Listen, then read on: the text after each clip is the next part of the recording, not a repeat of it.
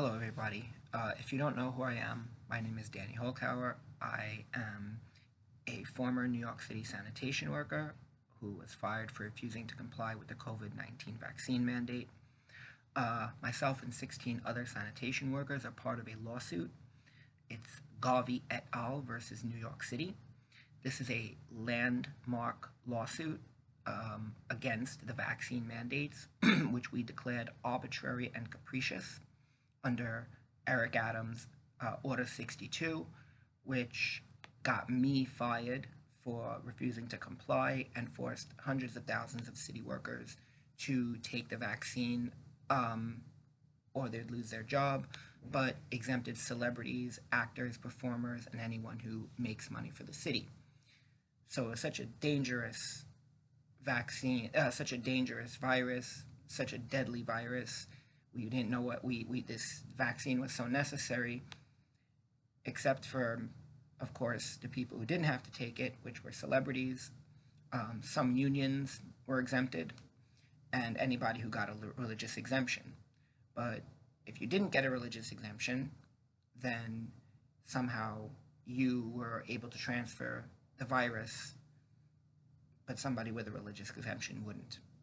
Well, it doesn't matter anymore, because as we know, New York State recently got rid of religious exemptions for the vaccine mandates. This was a case from the Amish community. And the reason why I am making this video right now is because we are at a very tumultuous moment.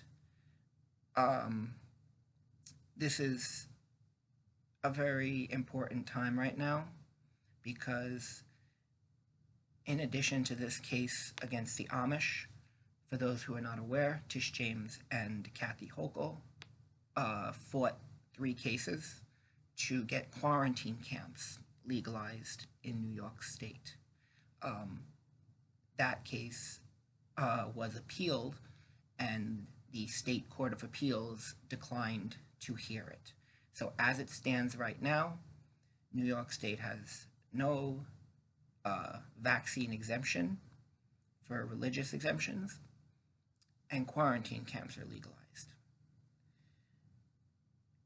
Although the Garvey case has always been a landmark lawsuit, it has now taken on an even bigger meaning, because although we won in October of 22, Eric Adams stayed us until April of 24 when he finally was forced to go into oral arguments for appeal, and we currently await an outcome of the Second Appellate Court.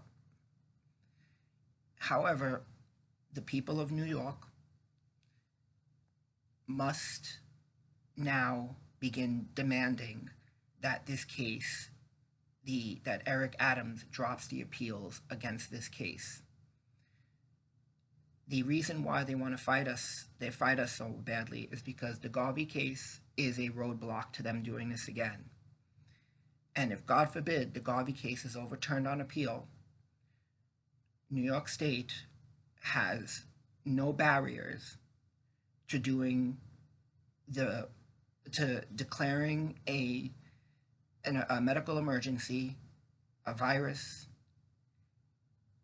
and they can declare a mandate, and there are no religious exemptions. Quarantine camps are legalized, and this time around, I can assure you, they're going to make it a lot harder to get a fake card. I wouldn't be surprised if, let's say, for city jobs, so my sanitation workers would know what happens when the PAP truck comes around, and you can't work until you pee and get drug tested. Well, what happens if they come around and say you can't work until you take this vaccine? This is now possible. And there are people who at the time believed that it was true. And 5 years ago, the mindset, in the 5 years since COVID, people's mindsets have changed. And a lot of people realize now that we were duped. This was all BS. Well, they want to be able to do it again. And they want to be able to dot all their I's and cross all their T's and make sure there are no religious exemptions and there's no way out of it. Take this vaccine or you lose your job. It's interesting because many of the vaccine religious exemptions did come with expiration dates, and we kind of wondered why that was. To all the people of New York State, to all the people of New York City, there has to be a public outcry for the Garvey case, the appeals against the Garvey case, to be dropped by Eric Adams. We have to have a roadblock to them doing this again. We have to make sure that the experience of the lockdowns and the vaccine mandates are never repeated.